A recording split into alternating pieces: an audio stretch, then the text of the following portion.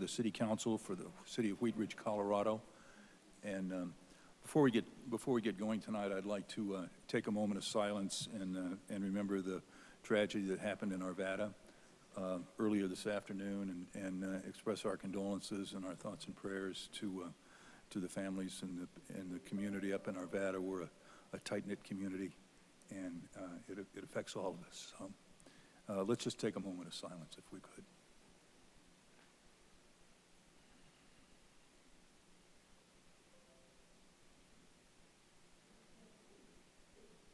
Thank you.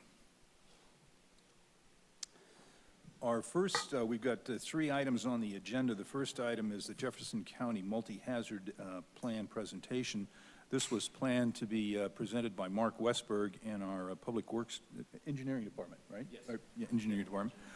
Mark is not feeling well and is under the weather, and this is not a critical item that we get to right away, and I think with the best order of business would be to postpone that until a future time. So we will not have agenda item number 1. We will, agenda item number 2 is a strategic priority to review the vision and mission and funding for local works.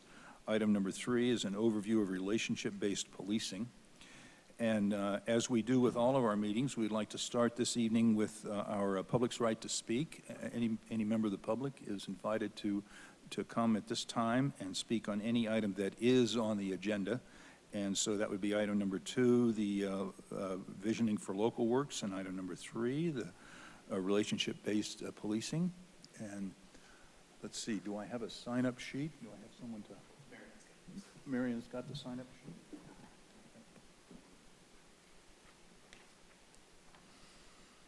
Okay, so we have a speaker. Our first speaker tonight is Guy Namiach. And Mr. Namiach, if you'd like to take the podium and give us your first name and last name, and spell your last name for the record and your address. And you have Guy 3 minutes. Namiach, it's good to be in person, huh? Nahmiach, 3650 Ward Road. So when I bought the Gazette, people were telling me, you're crazy, nobody reads print. And when I bought it, and the first group that came out in support was Local Works, and Kate and her team were unbelievable. The first week, they were, what can we do? How can we help? What can we talk about? And they have been amazing. So when I saw this on the agenda, I thought I would stop over here and just praise their, thank you. Thanks, Kate, I appreciate that. And really at the same time, and what's interesting about Local Works is they are completely non-political. They are pro-business. They're pro-Wheat Ridge, and they're consistent about that. And then I see Tad that's over here. So I love to also announce that the Gazette and Stylus and Crate has formed a partnership about conversations with the community happening at Stylus and Crate once a month, and all our interviews will be happening at that wonderful place. So thanks, Kate. I appreciate all your help. Thank you. Thank you. That was the only person that I had signed up to speak. If there's anyone here who hasn't signed up who'd like to speak, you may do so now, and I don't see anybody coming forward. And do we have anyone online? We don't have anyone online with their hands raised, so we're going to thank you for coming to speak with us, and we will close our public comment and go to our agenda item number 2. This is the strategic priority for the City Council, is the review of the mission, vision, and funding for local works. And I'll turn it over to Mr. Goff. Terrific. Thank you, Mr. Mayor. Is this on? I think it is. Making sure I don't shut us off here. A little shaky here still on PowerPoint presentations, but I think we're going here. So thank you, Mr. Mayor. I'm here this evening to talk about the City Council's strategic priority, local works mission, vision, and funding. I will be doing the presentation this evening, but as Guy mentioned, Kate Cook, the Executive Director of Local Works, is here this evening, so I'm sure she'd be happy to answer any questions that you may have.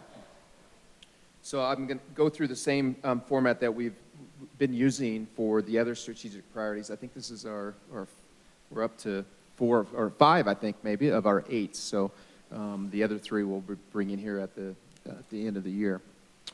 So this item, local works, mission, vision, and funding, was not, it did not come out of the city council survey that was conducted prior to the retreat, city council retreat.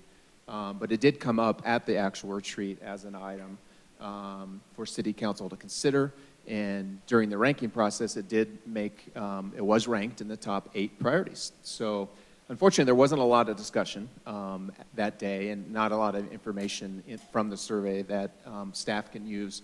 But we're shooting in the dark maybe a little bit to figure out what council would like to do with this priority, but this is what we think you're looking for. So as many years has passed since the original incorporation of Local Works, previously Wheatridge 2020, and the city has changed in many ways since that time. City Council will review its current relationship with Local Works to determine the best way for this partnership to grow in the future.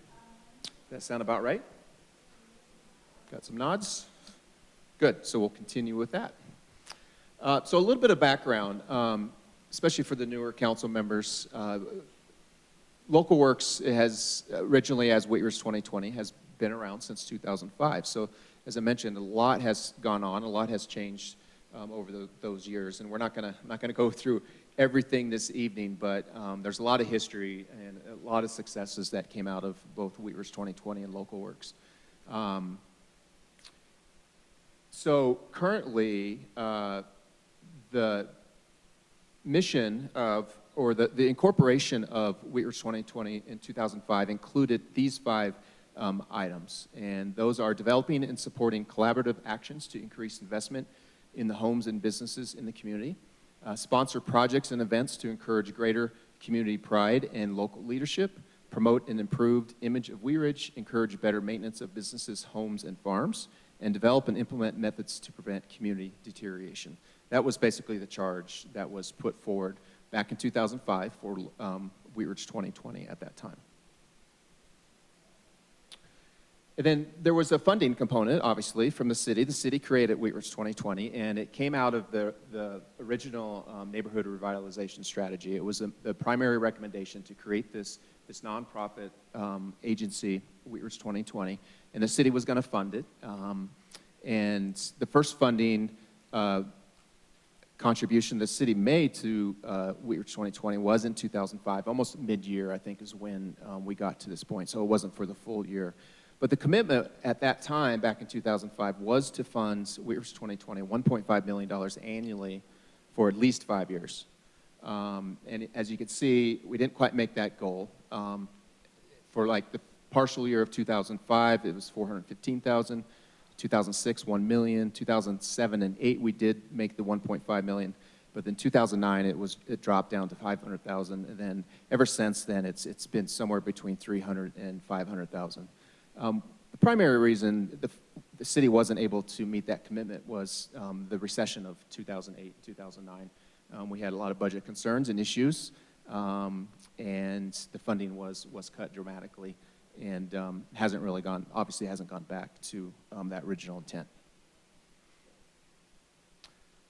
So there's a lot of work currently underway with the current organization, Local Works, and we'll provide some details on each of these, but investment in homes and businesses is still a program.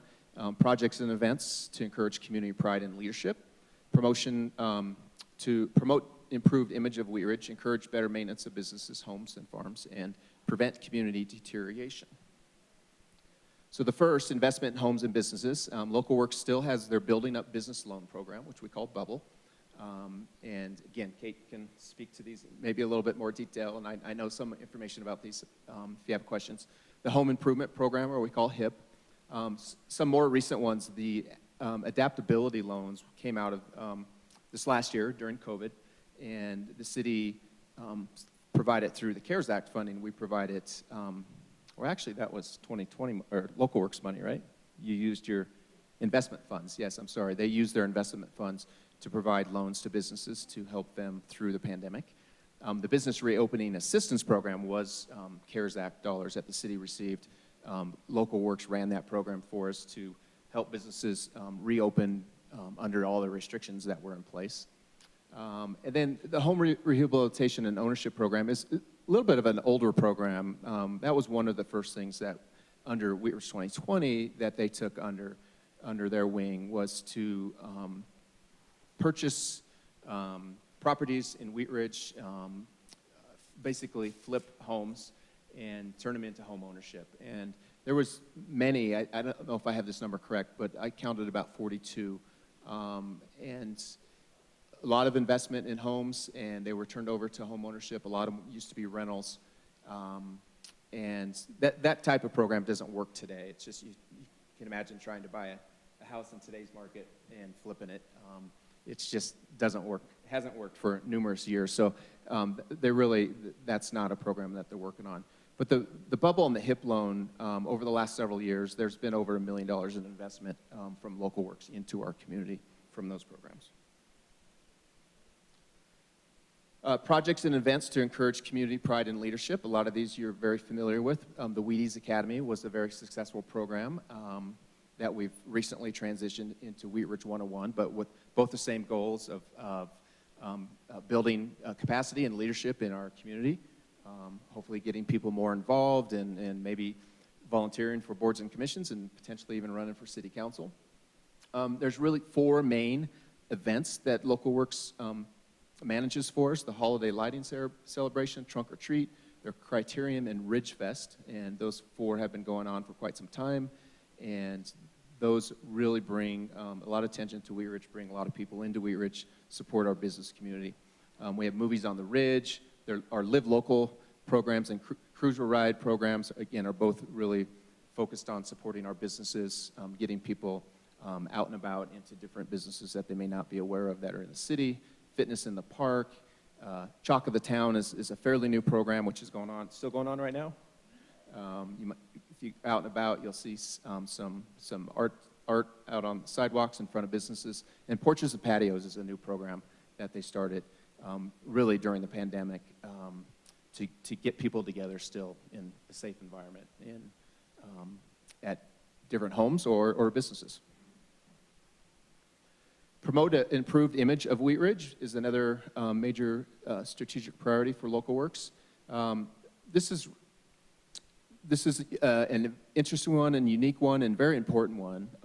There's not a lot of bullet points up here, but it's really involves creating this network of individuals in our community through an extensive email and social media reach that has been built up over many, many years.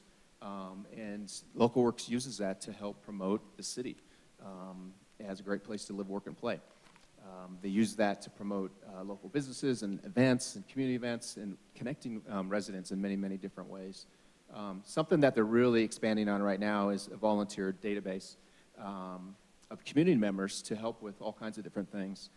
One of them is cleanup events, which is in reaction to some of the issues we've been seeing the last couple of years on our corridors. But we're hoping that this volunteer database will be available for any type of project or event or initiative that we need help from the community from. So I think it's going to be a valuable resource for us.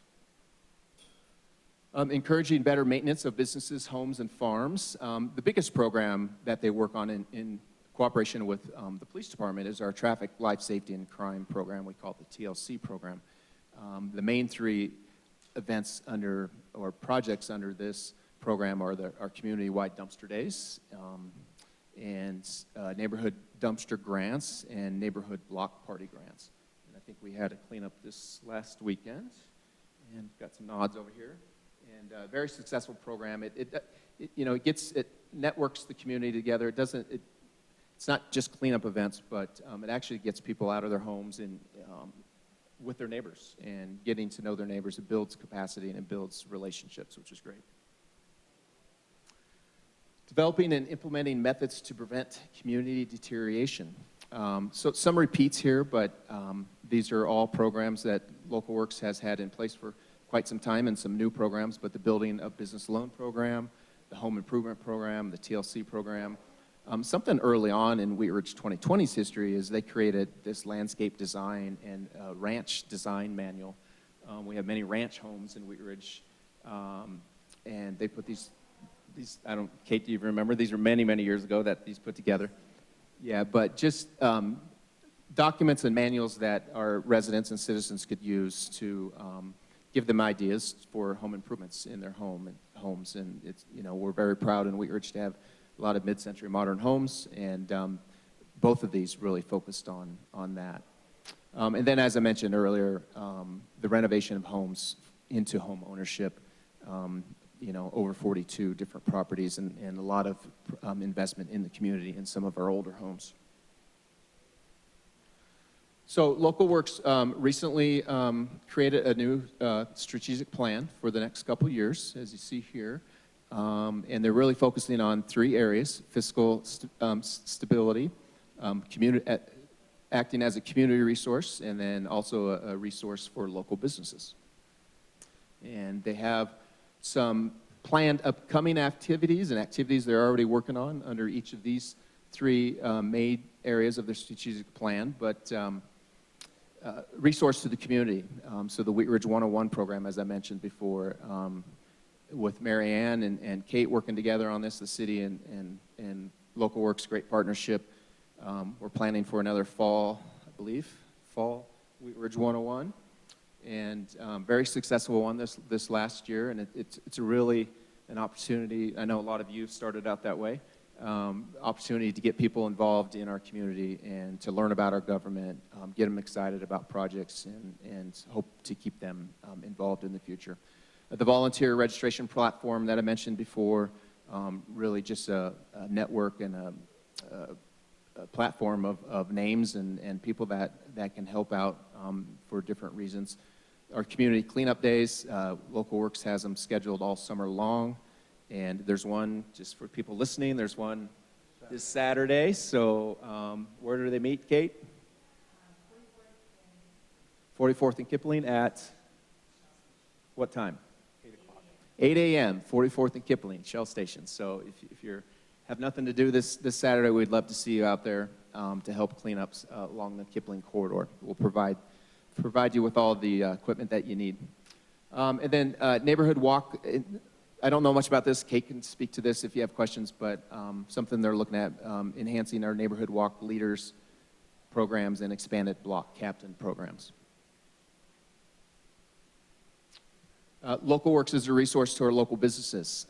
Again, continuing on with the Bubble, the Building Up Business Loan Program, a bridge loan program to help businesses that may have an agreement with Urban Renewal Authority or the city for a TIF or an STEP.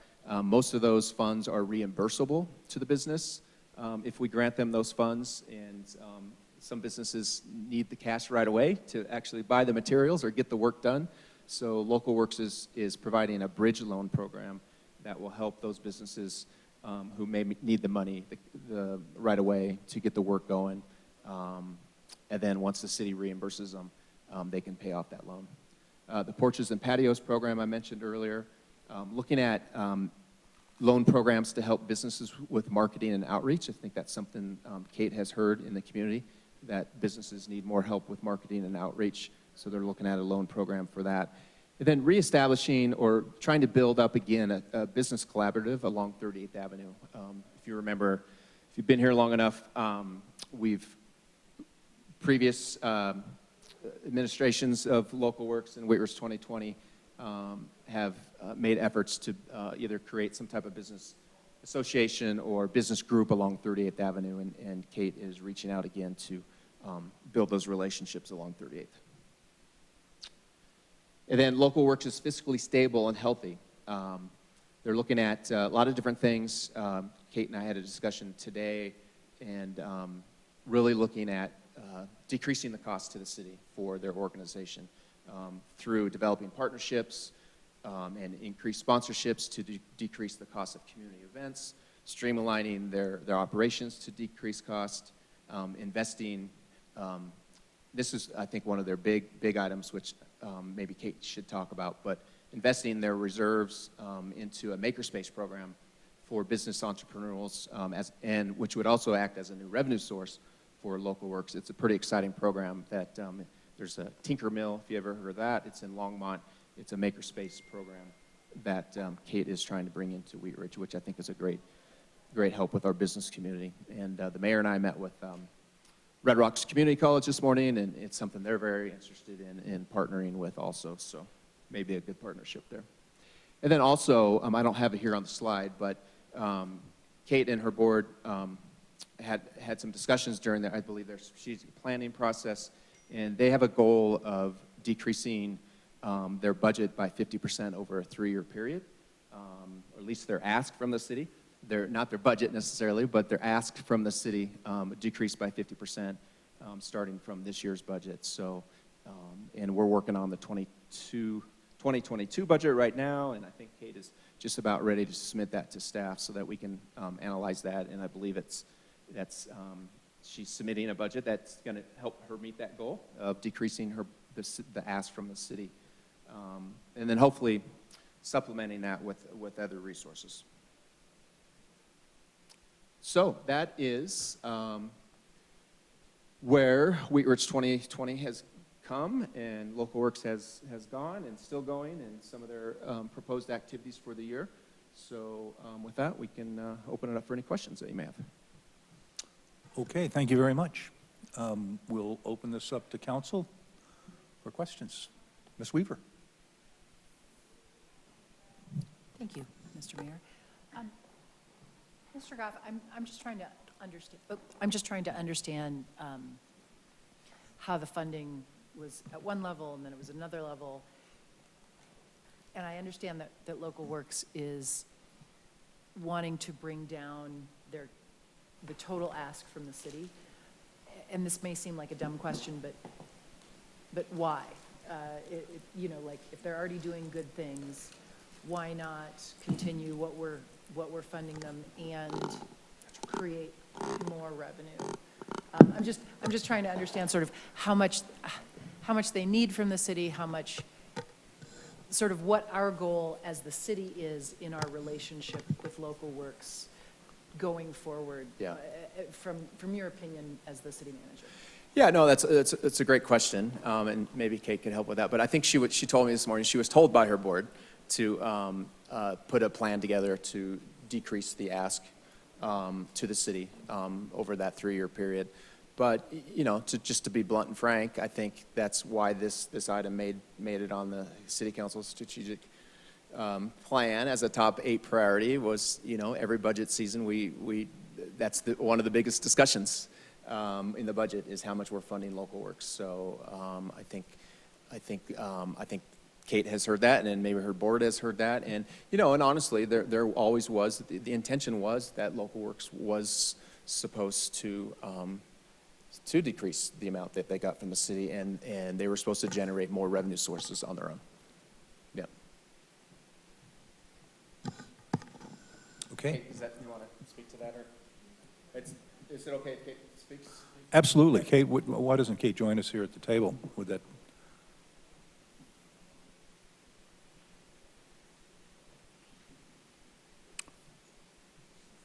You push the button, it turns green, and welcome. Glad to have you. Kate, Kate Cook with the Director of Local Works, so thank you. Thank you. Okay, I missed the question as I was walking up here again, sorry. It's just a question of why we're looking at the funding decreases, and if you're doing great work, and yeah. I think looking at, if you step back and look at it as an organization. I might I'm sorry. pull the mic to you and talk into it so it's comfortable to you. And don't wave my hands around. Okay, well, that's okay. Sorry, I'll hang on to them. I guess the approach is to look at Local Works as a true nonprofit. We would still be a partner with the city, so the board, and as we worked with the consultant that helped us with the strategic plan, it was not cut yourselves completely off and go be this independent, not working with the city thing. It was more, what resources can we bring to the table that can continue that work? So, for instance, wouldn't it be great if Local Works got to a fundraising place where we could match the generous donation from the city towards the TLC cleanups, because that program is amazing. And wouldn't it be great if we had the city's allocation and Local Works was able to raise a match. And I think looking at it that way, it helps us as an organization focus on that fundraising and what is truly important. So I think if that kind of, as we look at our programs, those ones that really just resonate with the community. Thank you. Additional questions? Ms. Dozeman and then Mr. Stites. Thank you, Mr. Mayor. Thank you for being here with us tonight, Kate. I just wanted to see if you could touch on how much money you have currently in the reserves as Local Works, and maybe how you plan to leverage that in the future. If you could just maybe outline some ideas that you and the board have. Yeah. So you guys know from my council presentation last fall, we have about $1.3 million or so. Those funds are the result of the last round of purchasing, fixing, and flipping properties. So that's the tail end of that ability to make that impact in the community. So those townhomes were sold, new homeowners in Wheat Ridge, and then the market's just gone up. So through some leadership changes, the funds have sort of sat there, which is not the end of the world as we sort of figure out what's next. As we went through the art space analysis and really listened to the community about this creative, like how do we harness that energy?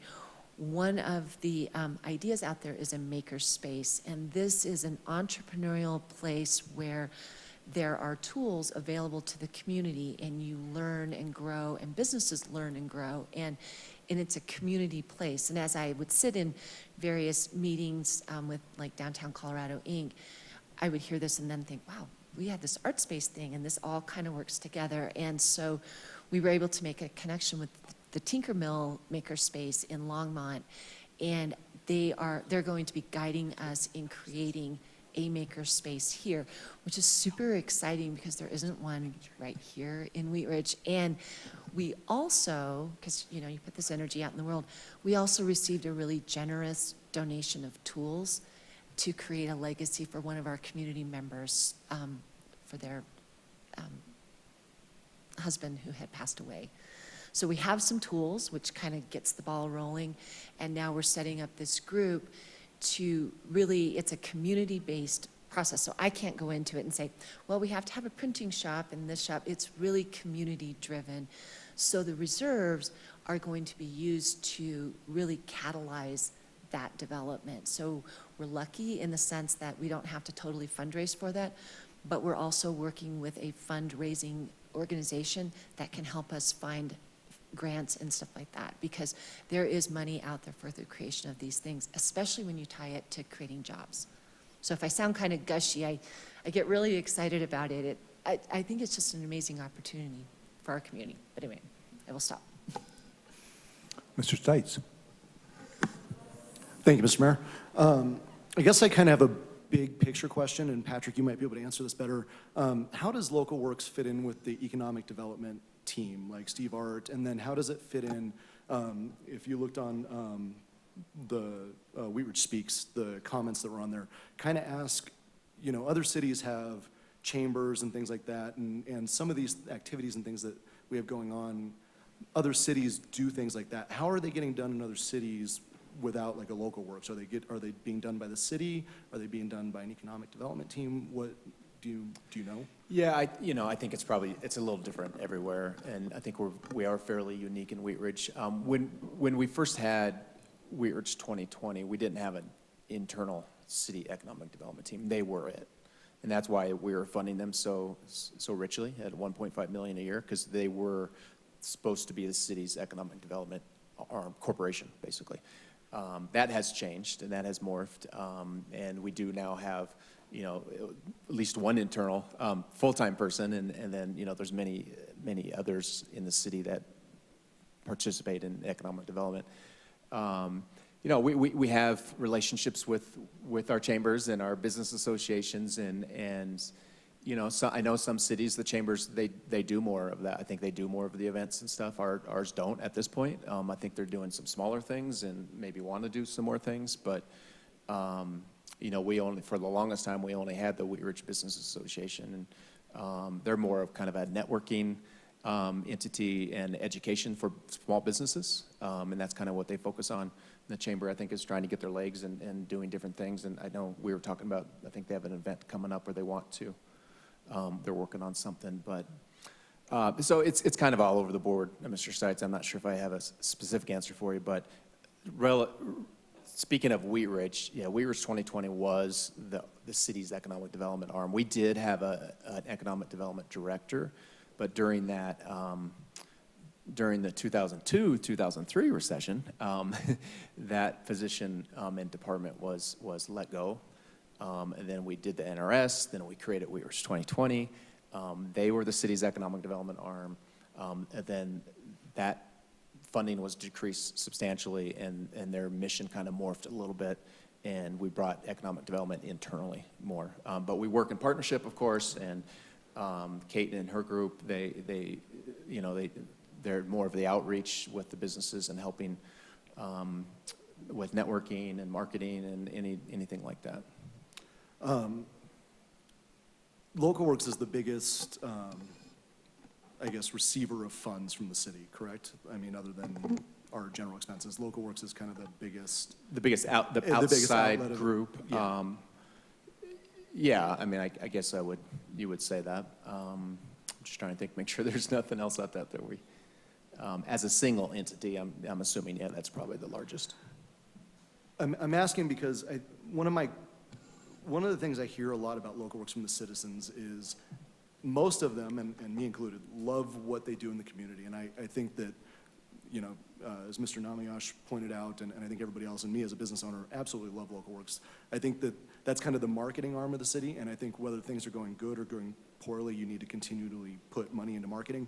And I remember the first thing I learned going to college was, what do they tell you when you go to college? Get involved, right? So the people who are moving in here to the city, we need to get them involved so that we can retain them for long periods of time and they meet their neighbors and things like that. And Local Works does that for us, so I think that's really important.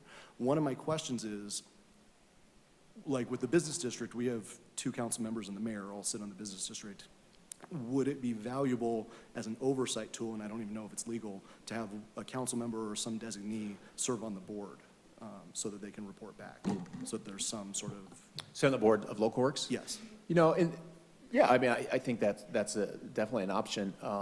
The reason it's not that way today, it was specifically designed so that there was a separation when Wheat Ridge 2020 was created. That was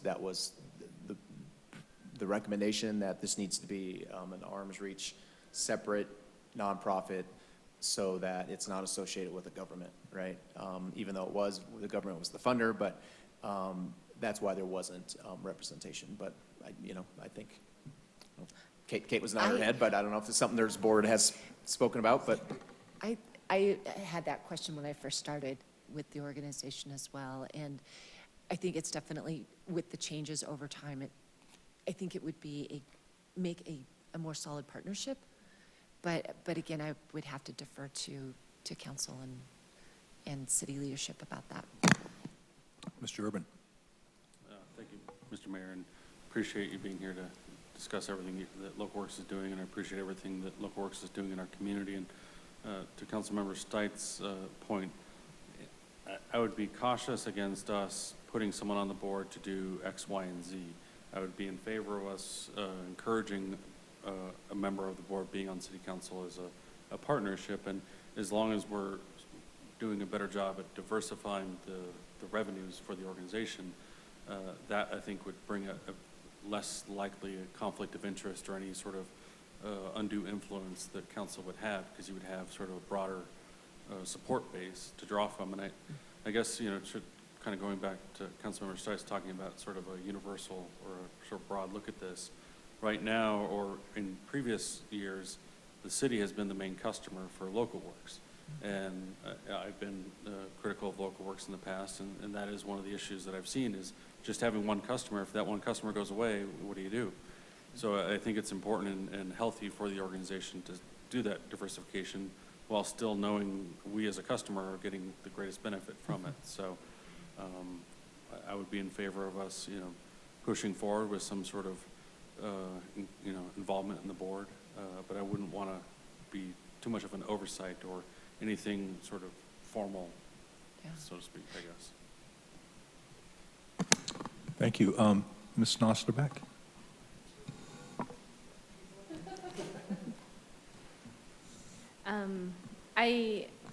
I want to also make sure that we're talking about one of the really important components that Local Works has played and also was instrumental in winning the All-America City Award was helping build some of the civic infrastructure where we're encouraging the public to participate in the process, keeping politics out of it, but learning how to access government and how to make those connections between your business and your kid's school and events happening down the street. And because of that component and the connection between community engagement that the city's been trying to do, I am in full support of some kind of connection, whether that's having a counselor sit on the board or serve as a liaison or something between the city. I think that that's a really great place to start to bridge.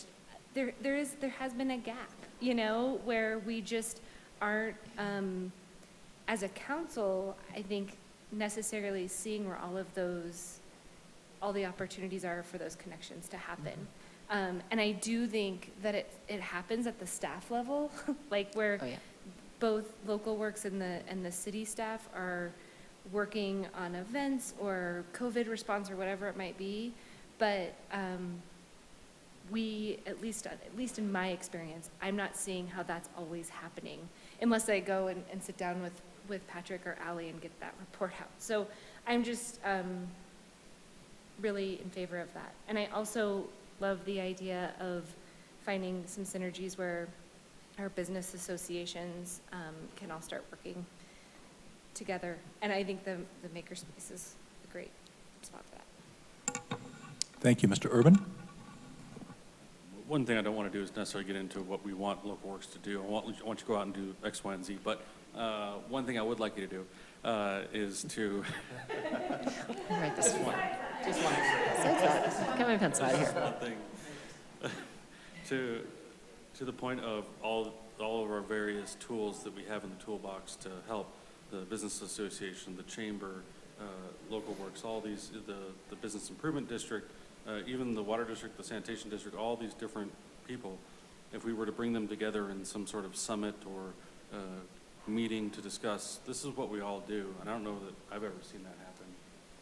Some sort of powwow of the people involved, and that may be difficult depending on who's in the room, but I think giving us that opportunity to say, we're all trying to do the same thing, so, and I think Local Works would be a good conduit for that, but I just throw that out there. Yeah, there's definitely, they're amazing groups to work with, and so I think that there's really an opportunity for coming together. One of the things that we just talked about was the whole Small Business Saturday, like doing a citywide campaign, and Local Works can't do it alone. The chamber can't do it alone, WRBA, and I think that might be a place where we can try that out, and I think it would benefit the city-wide and all of our businesses as well. So I think maybe that's kind of a step into it, sort of a concrete, tangible, because we can't do that one alone. Thank you. Ms. Hutchinson? Thank you, Mayor. I am wondering, so with Local Works trying to cut back costs, all right, how much money are you wanting to have? Tip my hand here. Actually, I go to my board tomorrow morning, so as Patrick mentioned, we were looking to decrease our overall ask by 50% over the course of 3 years. So we had about a 15% reduction last year, and then another, so to bring it up to full 25. So I'm hoping that they'll be okay with coming in at about 390. That assumes that we are going to bring money to the table through fundraising. So it'll be under 400. Our ask this past year was 436, and the strategic plan started at 515. So just really trying to bring that down and then really get serious about fundraising. And then hopefully the makerspace will be coming on there too, so. Okay, so you're saying like 390,000? Yeah. Okay. What's interesting to me is everything costs more now. I know. Yeah. So how are you gonna do that? Well, we get really creative, and we're going to ask for a lot of sponsorships and donations. I think bringing this company on, this consulting company, to help us with the grant writing, I think we might be able to find funding that way. So I'm optimistic, and we've been a lot more diligent on the fundraising and partnerships. So there's been a real defined effort to get that going, which is new for the organization. So it's definitely, you know, sort of a learning curve, but there's definitely much more activity going on that. Okay. And where's your office located now? We are now located in the former preschool classrooms at the Wheat Ridge United Methodist Church. So we were going to be at the Senior Resource Center, and we were able, I was looking for storage. Well, because of the pandemic, we thought we were just going to stay remote because we were entering into this makerspace thing and thinking, well, you know, we'll just use this period. But that was never free because I still needed storage. So I got to talking with Wheat Ridge United Methodist Church on a contact from Dominic at the chamber. And they were like, oh, well, we have this space. I was like, wow, this is a beautiful space. Like, can we use both of them? And they said yes. And so we're there. They're an amazing community partner. So they're also giving their big parking lot for one of the TLC days. And so we're always looking for those types of partnerships in the community. Okay, and so then do you still pay rent there? Mhm. Is it less than before? $750 a month. I think that's less. Yeah, it's a very good deal. They are very generous with us, so we're super appreciative. They're an amazing community partner. So now you've got all my numbers out there, so. Yeah, that's good. But they were joking around about market rate rent. I was like, well, you know, we can always still go remote, so. Thank you. Kate, I had a couple of questions. The makerspace that you've talked about, does that look to be a revenue generator or revenue neutral or a revenue loss? How do you see that? I'm hoping not a revenue loss. I'm hoping a revenue generator. Okay. It's a membership-based organization. So Tinkermill right now has about 600 members. They pay $50 a month for access to use the tools. There's a lot of business development and synergies that go on there. It doesn't take staff to run it because it's community-based. So really, it's the people who join and have that expertise that teach the classes and do all of that. So you're not looking to me to run your woodworking program, that type of thing. Someone like me would just be sort of overseeing, making sure that, you know, the key fob works and stuff like that. Yeah. And I can pretty much handle that. But so I see it, and by having Tinkermill help us through this process, it's not just me out there alone. Scott Converse with Tinkermill's helping. I mean, he's done this from the ground up, and so really guiding us on, you know, things to avoid, things to amplify. So yes, I see it as a revenue source and a benefit to the community. And that was the whole thing when I talked to you guys last fall, was it wasn't just taking that money for local works, it was taking it for the community, taking it and finding that synergy to create something great for the community. Great. And sort of in that same line is that one of the things that we lost over the last year was the Business Resource Center in Jefferson County. And is there an opportunity for your group to be able to help with replacing some of those services, or, you know, and I'm not sure all of what they did. I know they were very, you know, they were a good organization.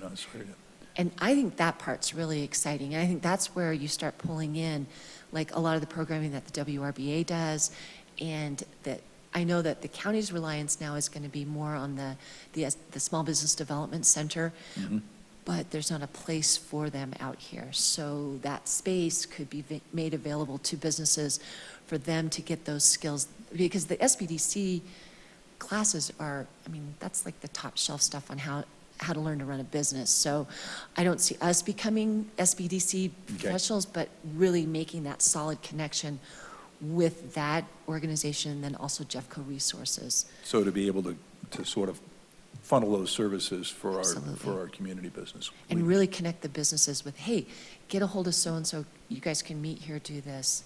And WRBA and the Chamber are doing a lot of that education stuff Mhm.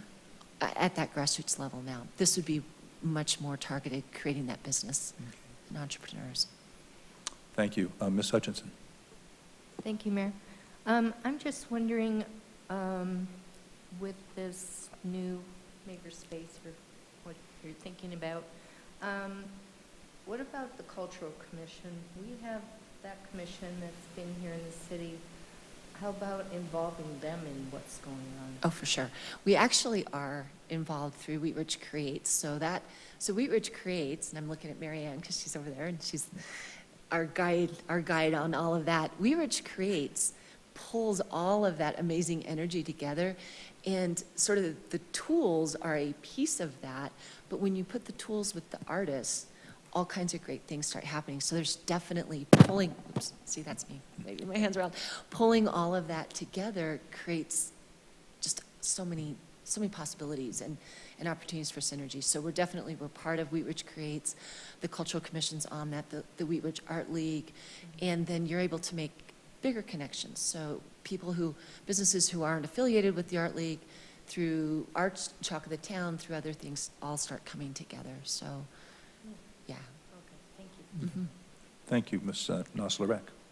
I just was going to throw out too, I was on the Cultural Commission when we started talking about art space, and so that whole idea and concept was kind of seeded there a long time ago, but Local Works kind of went and ran with it, so. It's the That piece kinda- that fits with us, Mhm. because the art space, I mean, it had the housing piece, which would be way out of our lane line, Yeah. but the maker space, that fits, that bringing all of those skills together to benefit the community. Okay. Ms. Stosman? Thank you, Ms. Mayor. So I have a couple questions. The first just being, you've mentioned a couple of times about some fundraising that you're planning to ramp up. Do you have any ideas right now as of like what that may entail? Well, right this very minute, it is being much more proactive with our existing events, and because that's what we have on the books. The consultant that we're hiring is going to help us figure out, is it a golf tournament, or I don't know what sort of those standard, fundraising opportunities are, but it doesn't always have to be events. That, we've never really gotten clear about our relationship with donors.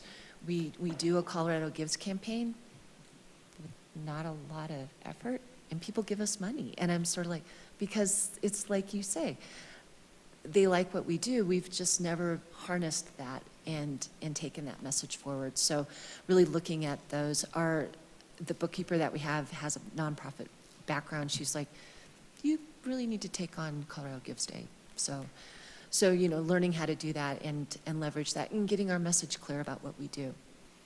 Yeah. So if you could capture the essence or purpose of Local Works in one sentence, what would you describe it as? This is good. I get to say this at all the business group meetings, 8 seconds. Local Works is a partner with the city of Wheat Ridge, our businesses, and the community to really promote and support our businesses to create that economic vitality in Wheat Ridge. And then I would add for you guys, I focus on economic vitality because we're not the economic development professionals, but we really live in that world of connecting our businesses to the community and really championing them and celebrating them. Is that right? Thank you. Okay. Thank you. Mr. Stites? Just a micro question real quick, since I asked a really big macro question earlier. Trunk or treat. I love trunk or treat as a business owner. I was one of the first people to actually do it. But my one question with trunk or treat is, if it's not on 38th and if it's on the Lutheran property, other than giving away candy to the community, which I think It's is coming a back to helpful thing. 38th. Okay, I was gonna say, because putting it on the Lutheran campus doesn't really help the local businesses. Like, and the kind of the point of it is to drive people to Clancy's and to Wright Coast. Yeah, And okay. exactly. And it was great for the kids, but I think this is where we can engage our volunteers. We can get some crossing guards. We manage it with holiday celebration. I think bringing them back to 38th Avenue. I know it's outgrown the parking lot, but we have parking lots all along 38th, and we can park those cars there, and the kids can walk, and we can make sure they're safe. But yeah, it'll come back to 38th this year. And that's a big kudos to Chad and Kim Har and Janice Hoppy and everybody else who Yeah, worked on that. That's exactly. a big feather in Local Works' cap, that it got too big for where it was. That's good. Well, but it won't be able to stay on the green, and so that will be different. So we, actually, Maki with the Wheat Ridge Business Association and Dominic were both in the meeting talking about ways that we can connect with the businesses. The other thing we want to make sure is that people truly do support the business and not just camp out on their patio too. So we're going to, since we're the educational person, we can really encourage people that, hey, if you're going to be sitting there, make sure that you order dinner. Support those businesses. Yeah. Yeah, for sure. All right. Any further questions? Well, Amanda? Thank you, Mr. Mayor. Ms. Weaver. I just wanted to say all the great things that you all are doing, and I love this new direction. And at least I think I'm hearing from everybody that we're all agreeing, that it'd be great to somehow create a connection with some member of council somehow, not, except that one thing that Zach wanted.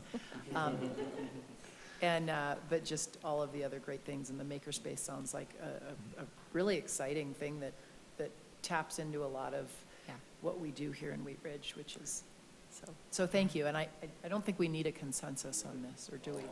Go ahead. Okay. Move Mr. a consensus forward to direct staff to continue with the activities in support of local works. Okay, let's see a show of hands. No, it's a pretty popular motion there. So thank you very much, Thank you. Kate, for being here and bringing your program, and we look for great things for your group. And So, thank you guys for your support. You're just, the community is just really, they are impressed with you as a city council. So it's wonderful to be out there because you do really great work. So thank you. Thank you. Okay. We will move to agenda item number 3. This is an overview of relationship-based policing, and I'd like to invite Chief Murtha to join us at the table, and your staff, whoever you've brought with you. Might have a presentation, Darrell? Yes, sir. I know you've got backup there. Always got backup. That's good. You want to introduce this? Mr. Mayor and members of the council, thank you for indulging me tonight. This is an opportunity for the Wheat Ridge Police Department to give you sort of an overview of what I think is one of our foundational principles and the current direction of the Wheat Ridge City Police Department. My hope tonight is that as you go out into community meetings and you discuss the police department, that you'll be able to talk about your police department and kind of what we're doing and how we're interacting with the community. So tonight I did bring with me back up, Division Chief Guadagnola is here. Division Chief Guadagnola teaches this to our in-service and has really made a good connection on this. I will give you 30 seconds so I don't steal his thunder, and then come back at the end to kind of wrap it up, and we'll take questions. But relationship-based policing is the direction of the Wheat Ridge Police Department. Many of you are familiar with community policing. It's been a staple of policing for 30 years, started in the 70s, 80s, and has continued. We talk about it in all corners of policing. We talk about what it does, how it interacts with the community. Relationship-based policing does not take the place of community policing. It merely builds on that. And it does exactly what it says. It demands that we look at our relationship with the community, we evaluate it, and we continue to advance it. I've never thought there was a finish line to creating relationships. Oh, we're done with our relationships, we're good enough. It just doesn't exist. And if the events of last summer haven't told us that we're not doing well enough as a profession nationally, then nothing else will.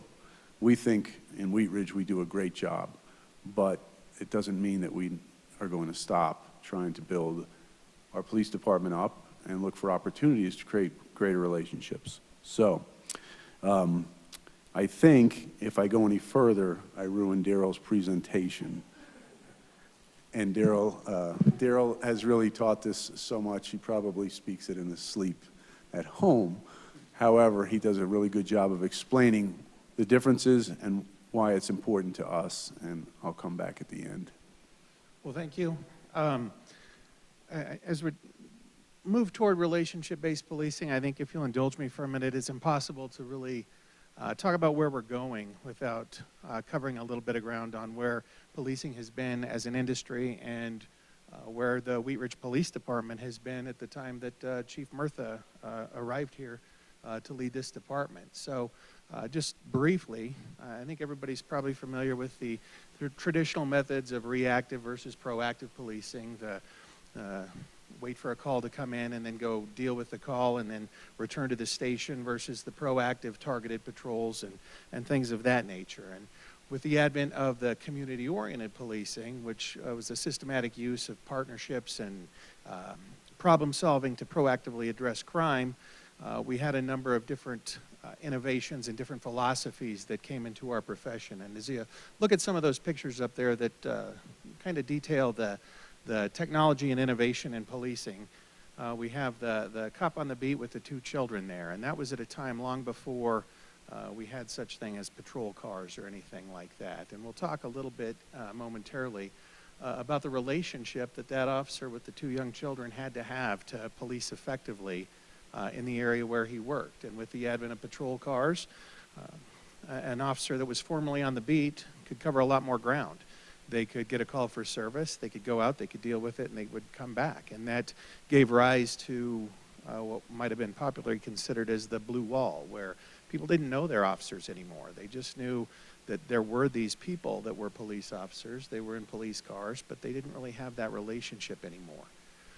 And then, of course, in the middle on the bottom there, in the 70s or 80s, with the community-oriented policing is sort of that return and trying to tear down that blue wall, as it were. The chief mentioned, when did community-oriented policing begin? 30, 40 years ago, I think, is the consensus. But we have to ask ourselves a question, has it been successful? And the answer to that is yes and no. Was it successful in starting to tear down some of that blue wall and some of that culture divide that was taking place when officers were in their patrol cars, just going to calls, just dealing with the calls, and then disappearing back to the station? Sure, it got those officers back out into the community to meet with people. But if it was entirely successful, we wouldn't have the climate that we have today. So, in as much as it has been successful, it also has some shortcomings. In 2015, then President Barack Obama enacted his Commission on 21st Century Policing. And within that commission, there were a number of different law enforcement leaders throughout the country who came together. And really what they were charged with is looking at what does law enforcement as an industry have to do to move forward and be productive in the 21st century? How are they going to be successful? And the results of what they came up with were put into their report, and they really fell under 6 different pillars, and that was just a way to sort of frame out the recommendations of the commission. And one of the pillars was building trust and legitimacy, and beneath that pillar was this concept of procedural justice. And many of you might be familiar with that because where the Wheat Ridge Police Department was when Chief Murtha arrived was where Dan Brennan had taken us, and he was a big advocate of procedural justice, and he brought that in to Wheat Ridge. So real briefly, what is procedural justice? Procedural justice really just constitutes a way for us to communicate and deal and interact with our public in as positive a way as we possibly can.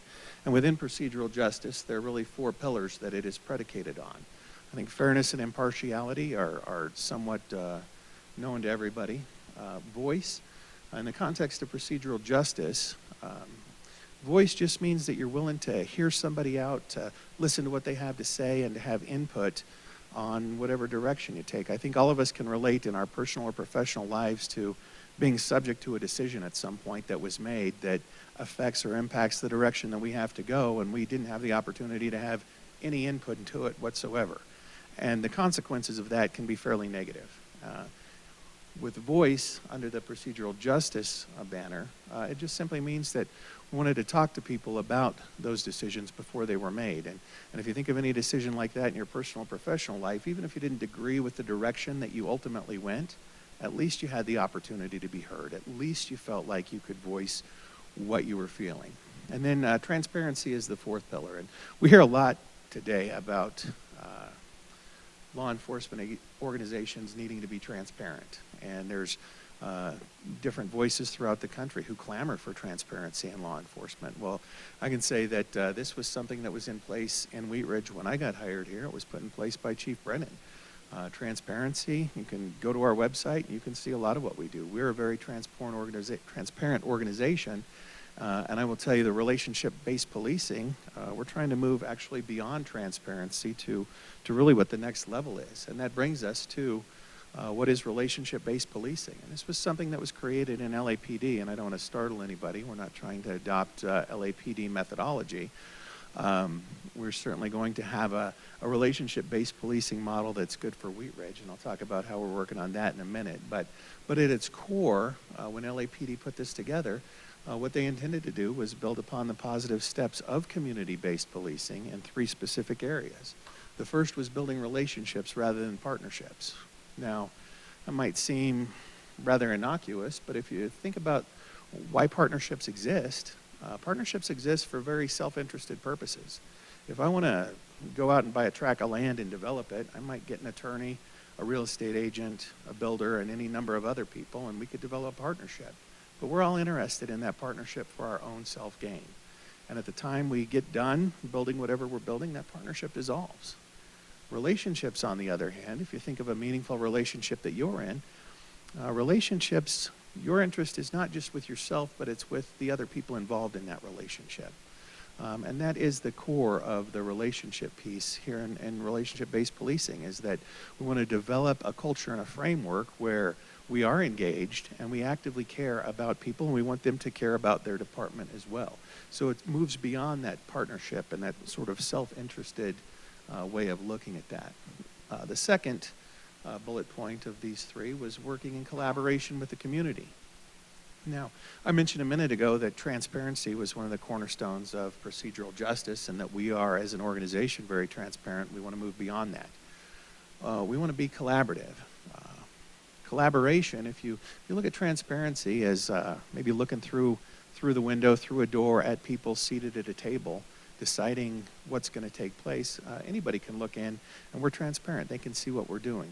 Collaboration, on the other hand, invites any stakeholders who want to be part of that conversation to the table, to have input, to have their input heard, and to have that input be taken seriously and considered as we move forward. So it's beyond just looking in and being transparent. It's offering folks a seat at the table if they want to have one, and to be heard.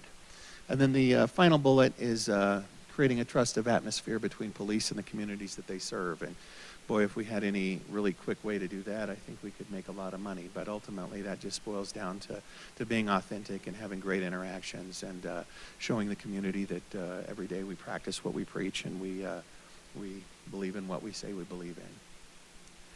When I taught this at in-service, at this point, and this is a very abbreviated version, I asked our officers, so is relationship-based policing going to be the latest, greatest sort of fad in policing, or is it going to be something else? What is it?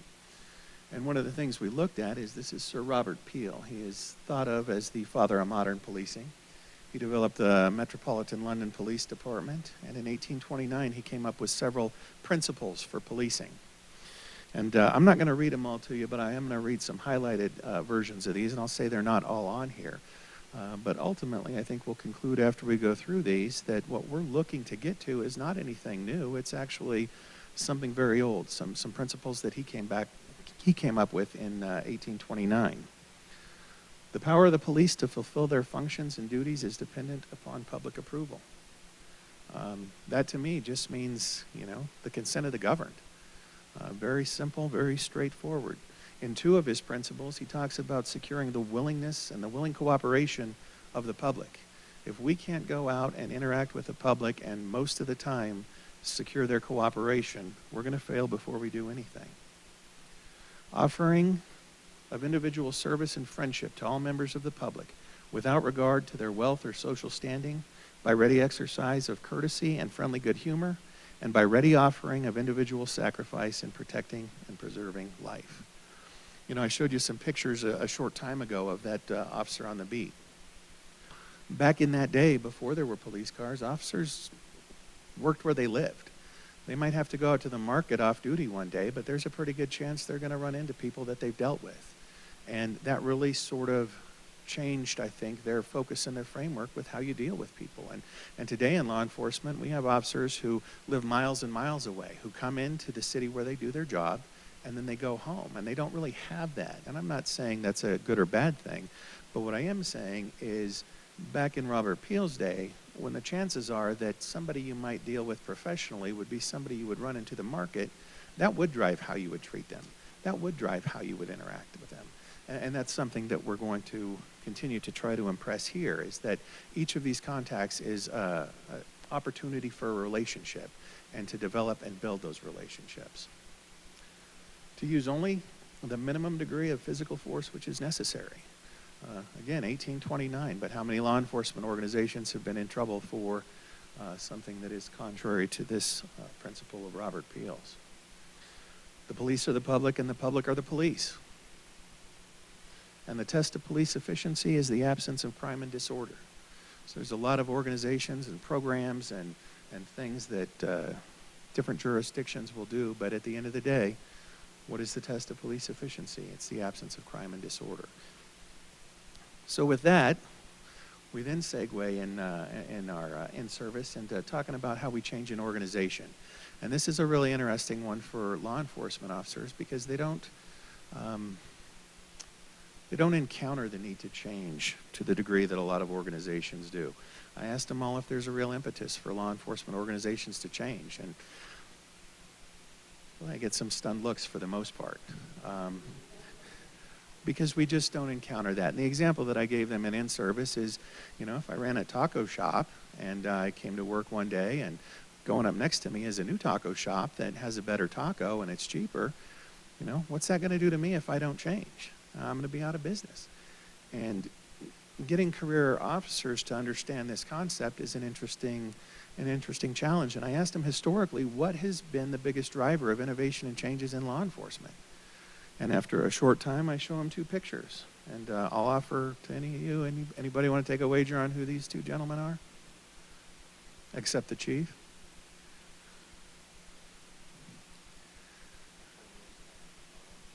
That is correct. The top one is Ernesto Miranda. The other one is also out of Arizona. His name is Rodney Gant. And both of these were very formative decisions in driving our industry. Everybody gets their Miranda rights now. The Gant decision has fundamentally changed our authority to search a vehicle after we make an arrest, depending on a number of different factors. But the question becomes, when Miranda and Garrity and Gant, Senate Bill 2217, legislative action, oversight, when these are the primary forces that drive our industry, does that reflect an industry that leads change and does so in a positive way? And the answer is no, it doesn't. Nobody could reasonably assume that that's the case. And so what I'm trying to impress upon our officers as we go through this is that because we are part of the industry, that doesn't mean we can't change. That doesn't mean we can't change for the better in Wheat Ridge. We don't have to be limited to just the big changes in our industry, although we are going to always on some level be subject to some of the setbacks and national spotlights that go around. There's nothing that says we can't drive change and lead it in a positive way here in Wheat Ridge. And the other conversation then we have is, what product we deliver to our customers. And that's another one that for career law enforcement officers, they go, what do you mean, what product do we deliver? And so you have a little discussion with them and, you're providing a service. What is that service? And ultimately, public safety. That's what we want to deliver. That's what we want to find better ways to deliver. And then we talk about actual safety and perceived safety. And we talk about citizen surveys that we put out that gauge how safe people feel. And we talk about how somebody could grow up in, downtown Detroit and feel perfectly safe, but somebody could live in a very nice neighborhood that has a low crime rate and maybe even hear about a burglary that took place 2 miles away, and then they feel unsafe, and how important it is that we deal with not just actual safety, but perceived safety for our customers.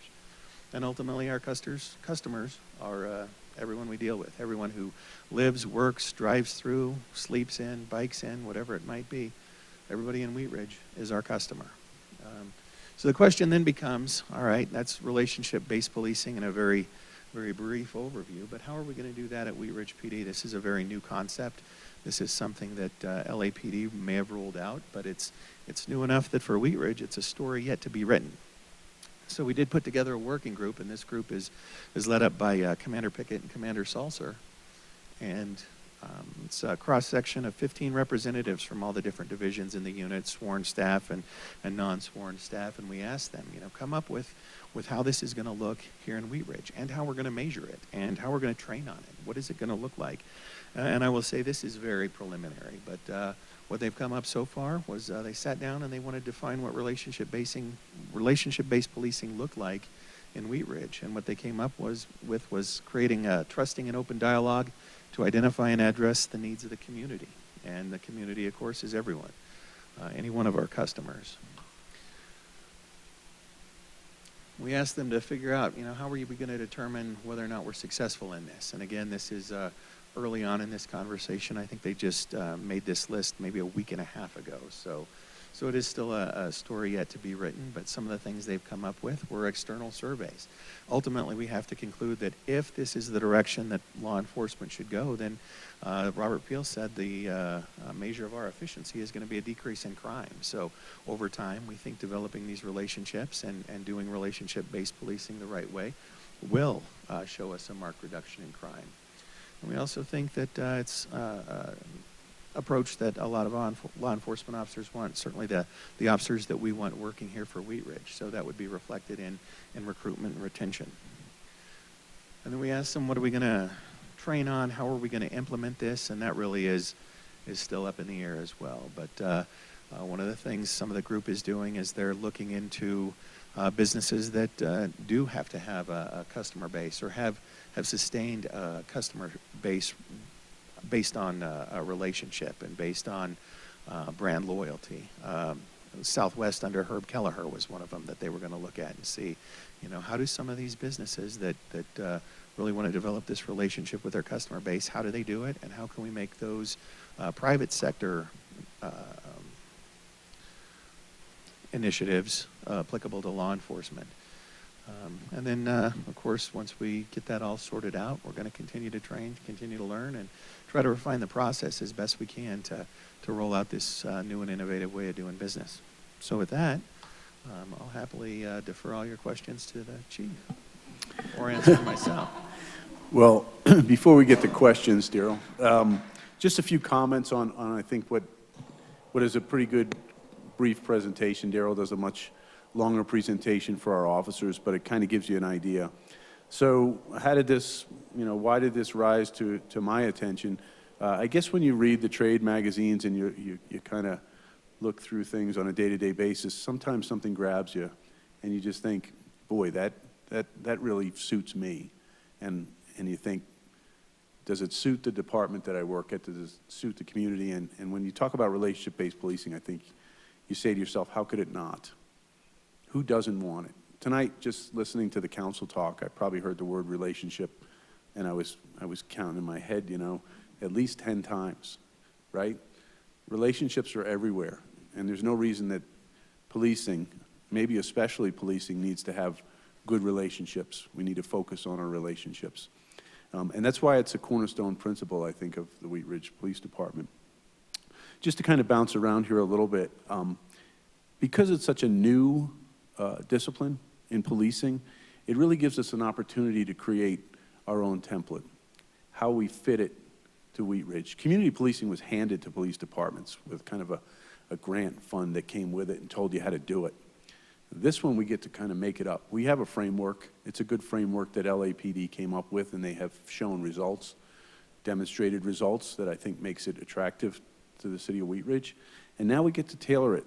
We get to do a little bit of science experiment. And we get to roll it out there, and we get our officers involved. So much good feedback from the officers early on. You're never sure if they're going to buy into it, but they really do. They understand what it means and why it's important to us in this profession and for the city of Wheat Ridge. So they get to be innovative, and they get to decide how are we going to do it. Nobody's telling us how to do it. So what do we want? What do we think is going to work? And we're going down that path. It gives us an opportunity to reduce crime. It gives us an opportunity to reduce mistrust in the community, to build trust, to open ourselves up to collaboration in every way possible.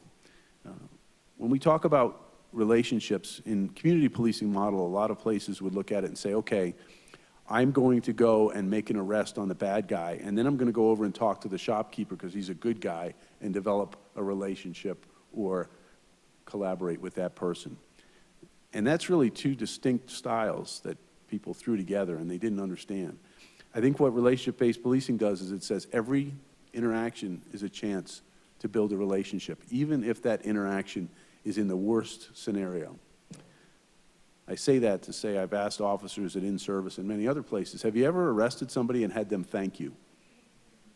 And it's a great tell of the Wheat Ridge Police Department because almost everybody has. And it's a weird thing to say, but when somebody thanks you for arresting them, it really makes you feel like you have done your job at a level that maybe you started this profession at thinking you were going to get to. So many people have said, look, I needed this, or this was the right thing to do, or you treated me with respect. So when we talk to officers, we don't talk about going and finding the person who's already happy living in Wheat Ridge and happy with our services. We talk about taking bad interactions and making them palatable, making mediocre interactions better, and making good relationships great. So it's not one versus the other, it's ongoing. It doesn't require a commitment to stop what you're doing and go and find somebody to talk to. They're right there. We're on calls all day. We're a busy police department. So when we talked about how this fits with the City of Wheat Ridge Police Department, we know we're busy. But we also know that we can take a minute or two to try and connect with somebody, learn something about them. And maybe if we have to interact with them again, it's going to be better. If not for me, for the next officer. And maybe it's going to be good enough that that person gets redirected off their path. So many times in my career, and I'm sure Chief Guadnola's, you got to know people to the point where somebody on your department would call and say, hey, I'm down here with so-and-so, and she's having a bad day. But I know you've got a special connection with this person. Can you come down and help us out? And sure enough, you'd go down there, and it was almost like you were a whisperer for that person. And it wasn't always the case. Sometimes somebody else had to come and talk to somebody for you. But that's sort of where this foundation comes from, where you start to think through, hey, you know, if we have that kind of relationship, we're going to avoid using force. We already don't use force very often. We call it response to resistance because that's really what it is. But in the general vernacular, we talk about use of force. We don't want to use force. It's ugly. It looks bad. Even when it's justified, we don't love what it looks like. So the less we have to do that, the better off we'll be. And while Wheat Ridge could sit back, and I think we could say, look, under Chief Brennan, we got to a really good place. And we do really good work. The community seems to really like us. We could live on that. I could live on that until you decided to fire me at some point. You get a couple of years out of it. But it really wouldn't leave much of a legacy behind. And I'm not about legacy, but I'm about moving forward and trying to get this department to constantly look forward. And I think this is the way to go for us. So as you go out and you talk to your community groups and they say, well, what is, isn't community policing, relationship-based policing the same? I hope what Chief Guadnola has told you demonstrates that there is a difference, and we're trying to achieve that.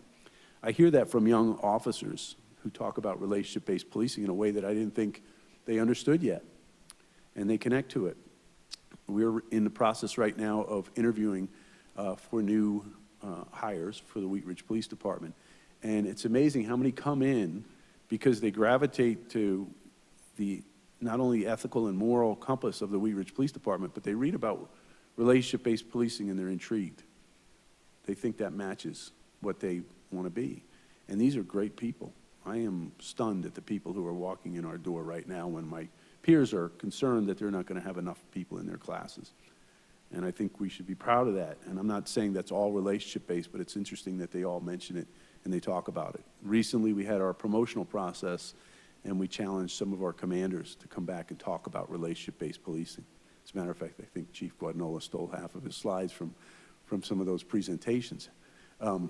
Sorry, Daryl, I had to. More than half. Yeah. But what I took away from that was in the debrief of how the commanders did and how some of our other folks did in different processes was just this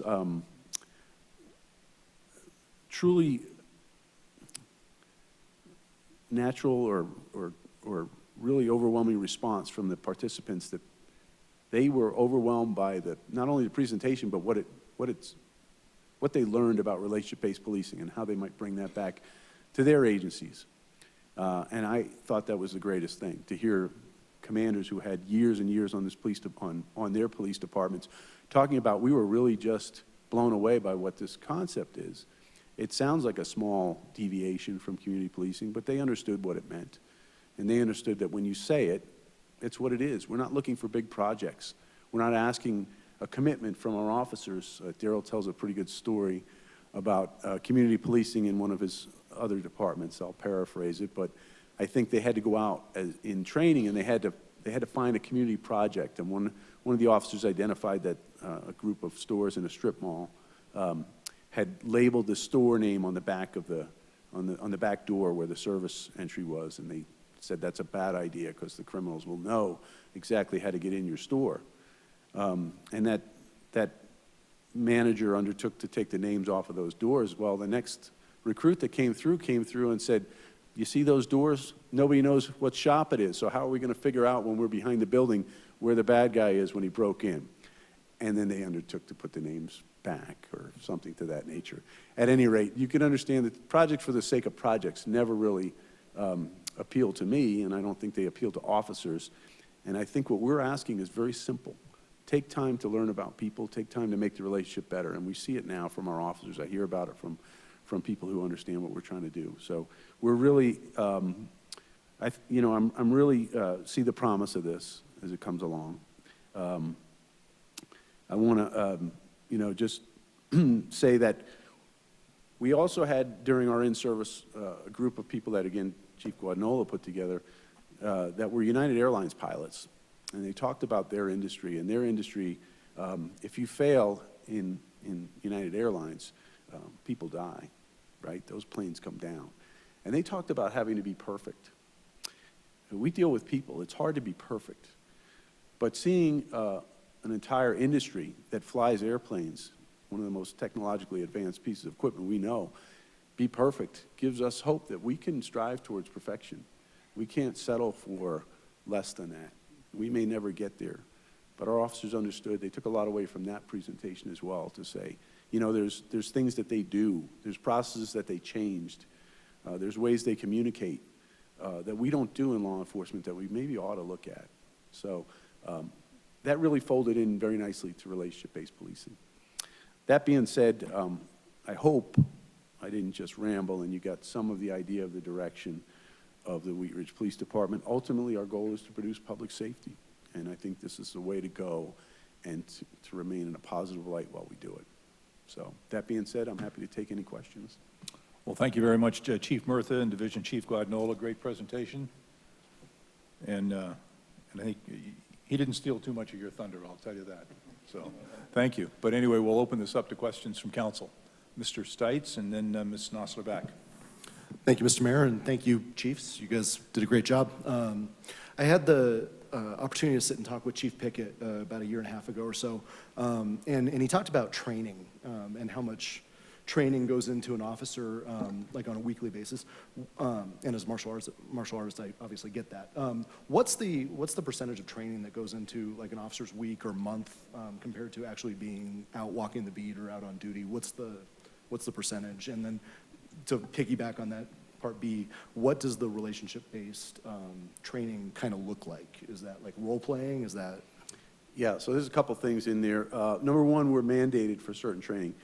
Chief Guadagnola, luckily, is our training coordinator, so I will throw him under the bus to talk a little bit about it. I don't know that we track every bit of training, but I will say that we exceed training in every aspect. Training is a core. When I came here, we talked about 5 things. I doubt Daryl remembers those 5 things that I talked about. if this is a test, I'm ready to pass, and get off probation.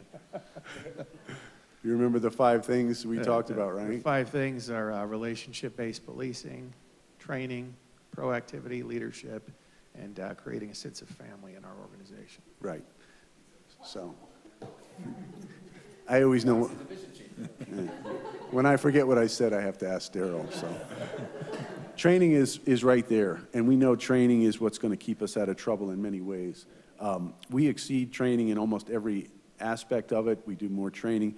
Relationship-based training is still evolving. The working group that we have is really focused on how do we get officers out there to understand that we're not asking them to create a project. We're just asking them to be good at engaging people at their level, different levels, whatever the situation, and understanding that it folds right into, to de-escalation. It folds right into many of the other things we already currently do. It's another step in that process. And, we've talked a little bit, I've talked to some of my peers and discussed this, and even though they're not doing it, they said, here's another way you can track it. You can develop a code. So when you talk to somebody and you just have a conversation, maybe the officer, accounts for his time by coding a certain interaction a certain way. Those are things we're looking at right now. But Daryl, if you want to weigh in on the training in general.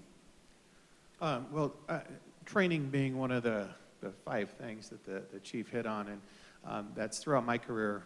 That was something that drove me when I was very young. I was at an organization where I couldn't get the training that I wanted, and that's always been very important to me. And one of the things that we have done this year, we've started hosting outside training in our training room. And I think at this point I have 12 different classes this year that we'll host, bringing in law enforcement officers and trainers throughout the region and throughout the country to host training. This does a couple of things for us. Number one, it gives us free slots in those classes. So I think the last time I calculated it, we're right around $20,000 in free classes that we're getting for our officers that are above and beyond that which is post-required or required by CIRSA. But it also helps establish us as a leader in a region for training and how important training is. As far as exact percentages of training, I don't have an answer for you in that regard. I will tell you that what post requires is exceptionally minimal compared to what we offer. In post, there's 12 hours of skills training is required. 1 hour in each of your primary skills. That would be arrest control, driving, and firearms, and the rest could be in any of those. So if you think 1 hour at the range per year is sufficient to train an officer to make some of the split-second decisions that they might be called upon to make, that's woefully inadequate. And we're out with our people on the range. We offer training every quarter as well as qualifications and remedial training if it's needed, but same with driving, same with arrest control. So we constantly train every quarter and every shift rotation. We have new training implementations. Thank you. Ms. Nosler-Beck. I really appreciated the presentation, and I think the relationship-based policing is so important because it's about people. And just like you were counting, how many times we said relationship, I was counting how many times you both said people, because I feel like with the community-based approach, what's happened is we're policing entities instead of humans, and I'm just so appreciative. You truly, Chief, walk the walk, and last summer was so challenging for so many reasons, but the way you stepped up for our community, and you showed up more than once. You showed up over and over again. Luckily, our community is gonna know what this means. You're the definition of relationship policing, so thank you so much. Well, I appreciate that. I think that's a great compliment, and it really, in my mind, it compliments all the men and women who show up every day and do this work to make me look good in your eyes. I'll take it when it comes to budget time. Well, and I will say, just to take away from some of that, also some of your officers who showed up and walked that walk with you, it was incredible. So when I say you, I mean your whole team. And so that's one piece. I do have a question. Okay. And the question is, so this has been rolled out, like, is there a point when we say, okay, we are now a relationship policing based, you know, Yeah, that's, like, is there a time when that's what we are? it's a valid question, and I think the rollout is really, you know, I used to work in the restaurant business, so we used to roll out lots of things. The mayor might be able to relate to me. And we probably had a better plan than COVID allowed us to when I got here, and I had a playbook, as I told Mr. Goff. I kind of threw that one out the window because I thought we had to go in a different direction just to survive COVID and survive social justice and keep everybody, you know, keep everybody focused on our mission, which, you know, really changed dramatically. So forgive me for saying that, you know, we didn't make a clear break as I would have liked to say we are not a relationship-based policing organization. I like to think we are now, and I only say that because of the feedback that the officers have and the way they go out and talk to the community about it. However, I will say that, you know, the training and the tools to measure it are really going to be necessary for us to know that it's working. So while I can say that I think we are relationship-based policing, I can't say that we are doing relationship-based policing until I have good, solid feedback. So this rollout, while not perfect, is happening because it needs to happen. And I would say, in my mind, yes, we are relationship-based policing.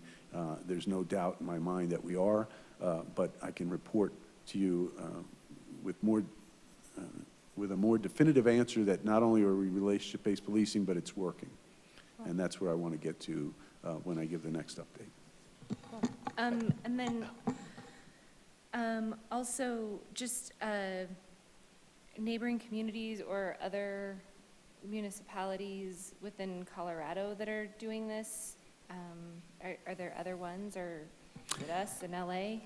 Well, there are other agencies that are starting it right now. I believe there was one in the Carolinas and one somewhere else, but LAPD is you know, they are the big stick, right? They've been innovators for a lot of years. They certainly took their lumps around, you know, some of the issues that happened in the 80s with the King verdict and those kind of things. But they still are an innovative group, and there's a lot of chatter about it right now. But you know, I jumped on this very early, and you know, luckily the staff was able to see what I was talking about, and they jumped on it as well.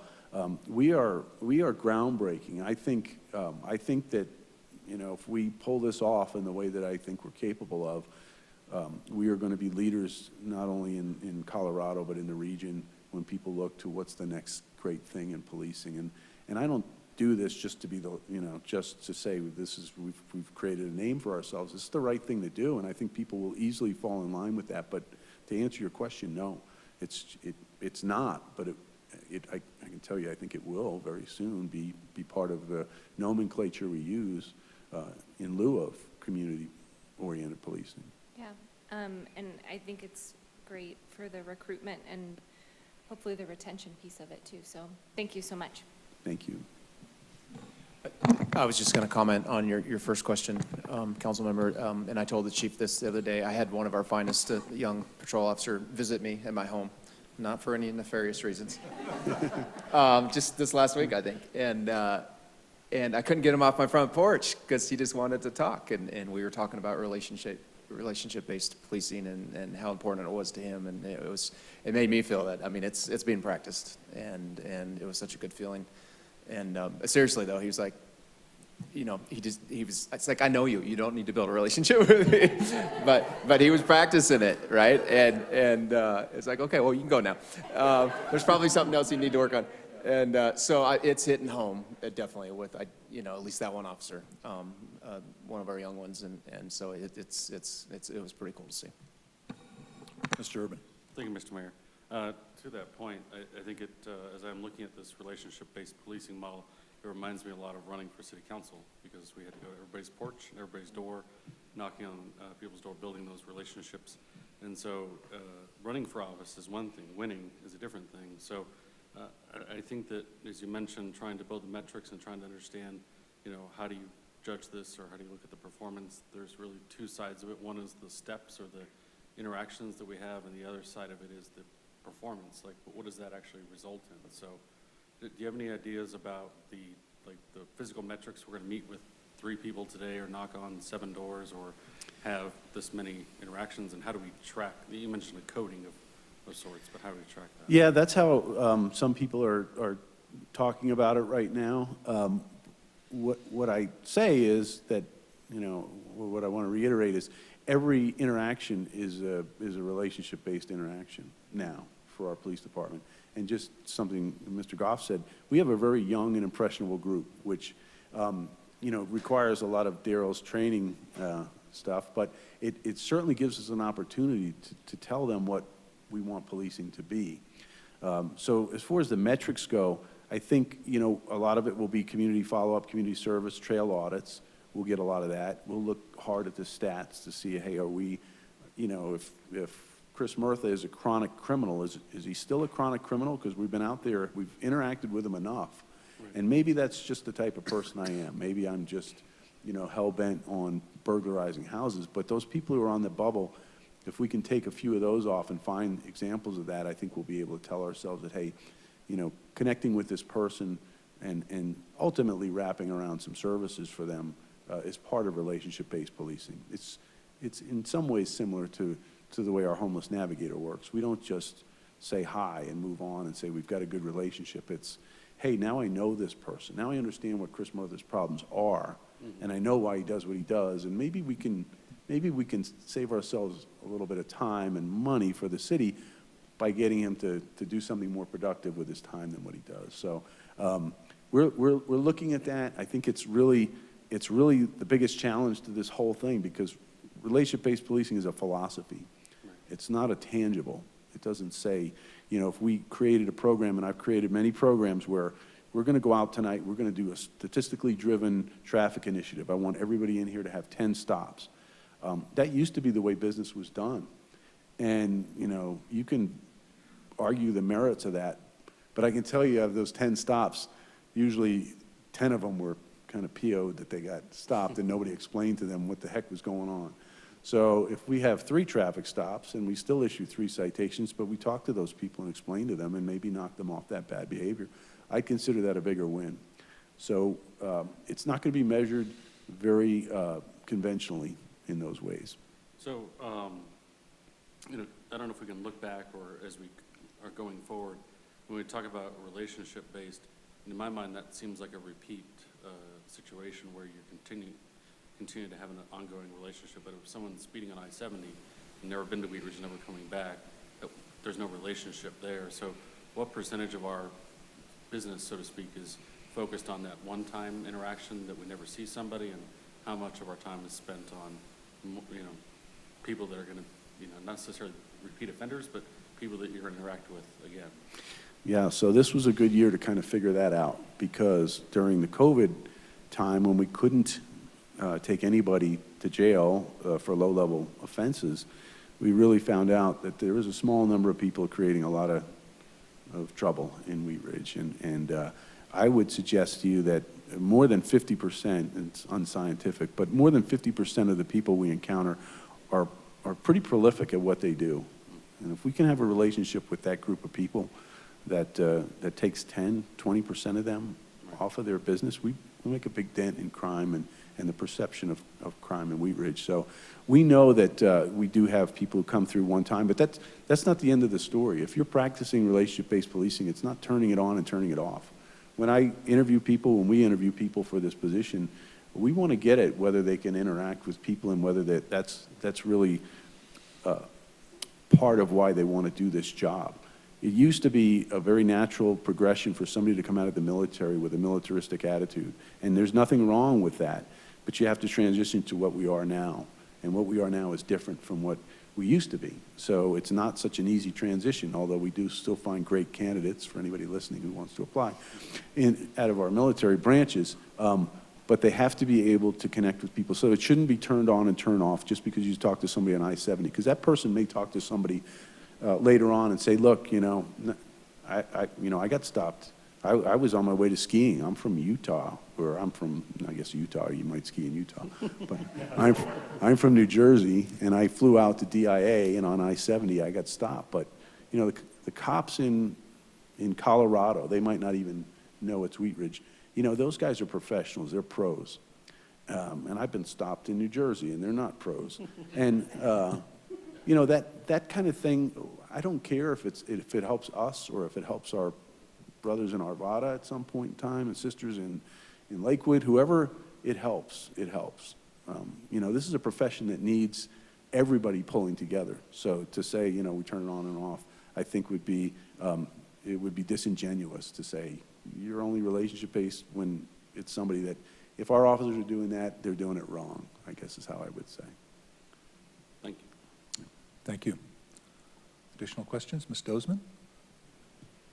Thank you. I don't have any questions, but I will say that even prior to your time and since I've been on council, I've been very impressed with our police department, and I have noticed that we continuously try to be at the forefront of any new ventures, and with the dog walking watch program, and now with this relationship-based policing, I think that our police department has shown a lot of diligence in trying to be proactive and put policies in place before any of the rest of the community is even having those kinds of conversations. And I will say that I am very grateful for our police department in recognizing that, in trying to change before it's necessitated.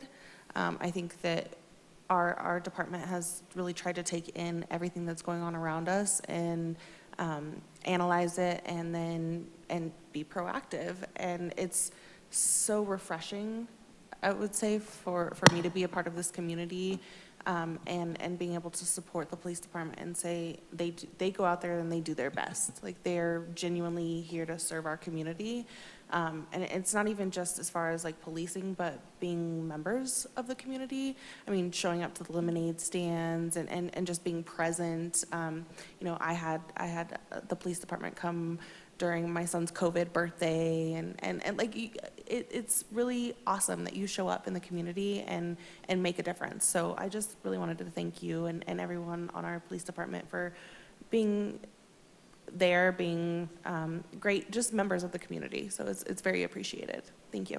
Appreciate that. Thank you. Ms. Hutchinson? Thank you, Mayor. I would just like to say I'm a long-term resident here, over 40 years in Wheat Ridge. I have never heard anything negative about the police department. I talk to a lot of people. I walk around my area quite a bit.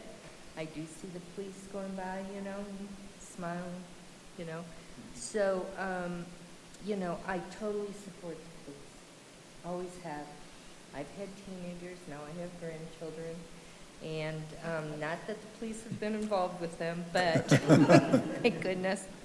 But I just want to state, I have never, ever heard any criticism about the police, the way they operate or whatever they do. So as being a long-term resident, that's a good thing, I think. So thank you very much. I appreciate it. I think one of the things that guides me is I want every officer on this department, and every officer is the person that would knock on a family member's door, and I'd be happy to have them show up. And I can't say that about everybody I've been in law enforcement with, but we don't tolerate people who scare us. We want people that we would want to be involved in a problem or a situation that we're having. And we have it in Wheat Ridge. I was handed the keys, to a great department, and I think I and we owe it to this city to keep pushing that forward and trying to be better and better and better, because the young men and women who choose this profession, and it's tough to choose this profession right now, really deserve our best effort because they're giving us theirs. So, Thank you. Ms. Weaver? Thank you, Mr. Mayor. I, too, just want to echo a lot of the comments. since moving to Wheat Ridge, I have had nothing but really, really positive, minus the weeds and a few things like that. But no, overall, maybe it's just the fact that I was born a 6-foot redhead, but I had not had terribly great interactions with police up to this point in my life of moving to Wheat Ridge. And I want to thank the department as a whole for just all the things that you do regarding public safety, but all the other things that you do too, that you come out and walk with goats. And you know, when I saw that picture that you showed of the old picture of the officer with the kids, you know, that's just really, that's how I feel out here. And I just wanted to thank the whole department. And Chief Murtha, I wanted to specifically thank you because these were terrifying times in this last year. And the statement that you put out, I have read and reread many times, and I thought at the time I didn't know you very well, and I was so proud of what you wrote, and so proud to be a part of Wheat Ridge, and I feel like that relationship-based model came out in that, and I think many of us were just terrified to respond, and you unfortunately had that job that you had to respond. You had to put something out there. And I just want to thank you for looking it in the face and doing that, because it said volumes about you. It also said volumes about Wheat Ridge and your department, so thanks. Thank you, and thank you for letting me hold the baby goats instead of that male goat of yours.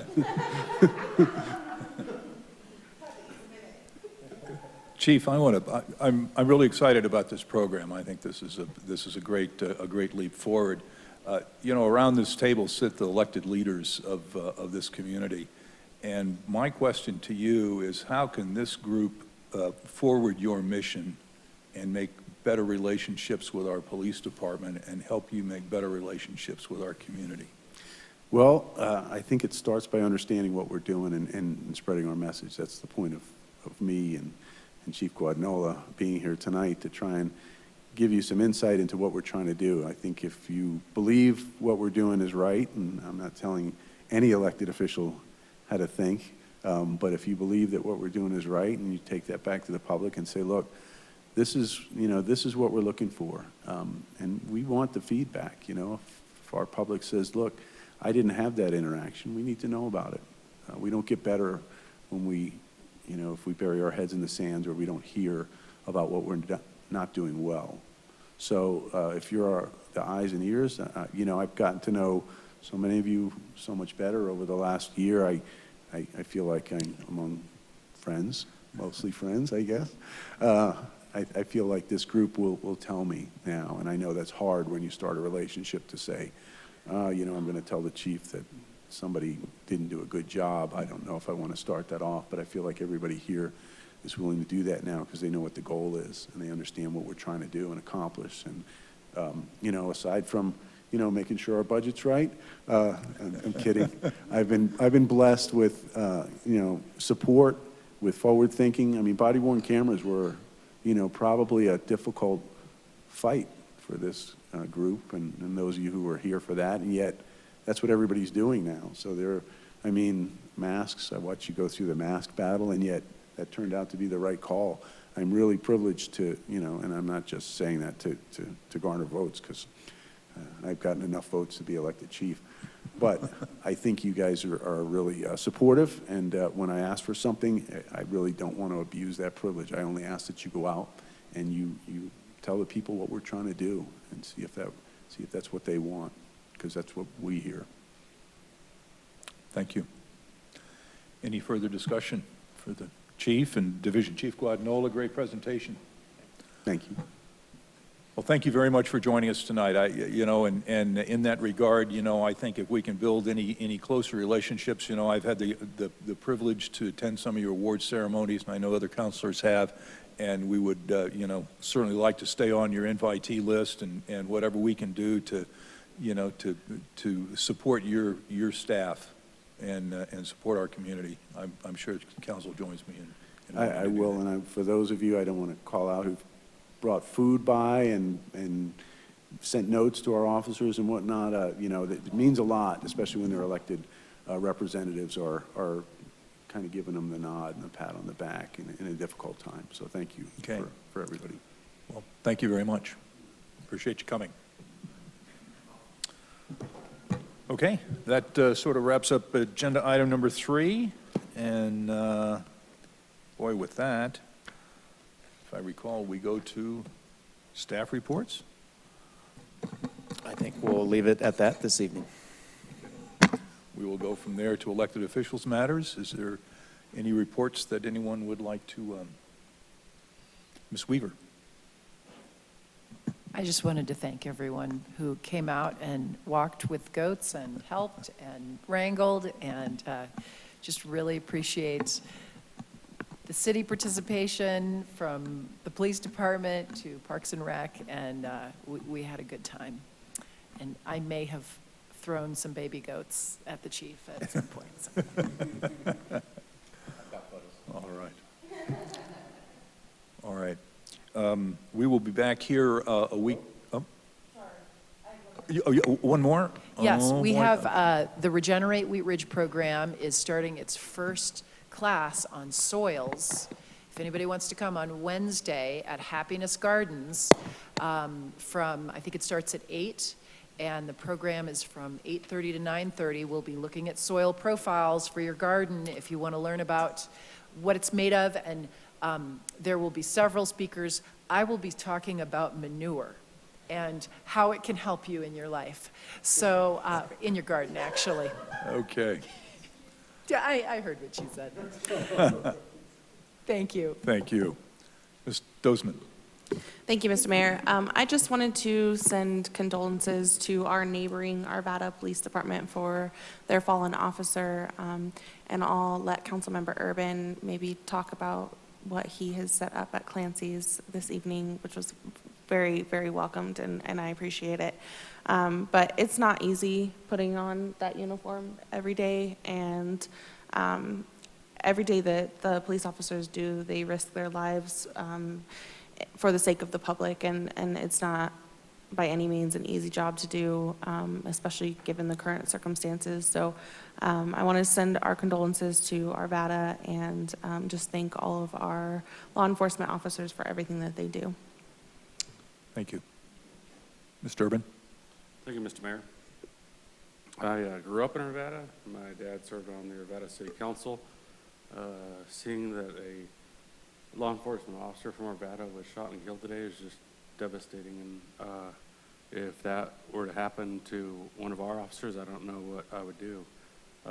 And all I can think of is that if it's an Arvada officer, it's a Wheat Ridge officer. It's all for one, one for all. So we have a canvas set up at Clancy's for folks to sign a letter of condolence if you'd like to do that. In the presentation, one thing that stuck out to me was the phrase, ready offering of individual sacrifice in protecting and preserving life. And that's what happened today. I don't even know the officer's name yet, but just put his family in your thoughts and prayers, and the entire Arvada community in this difficult time. Amen. We will be back at our regular council meeting a week from tonight at 7 o'clock here in City Hall. We have a cleanup coming with Local Works to clean up the area at 44th and Kipling on Saturday morning, if anyone would like to join that.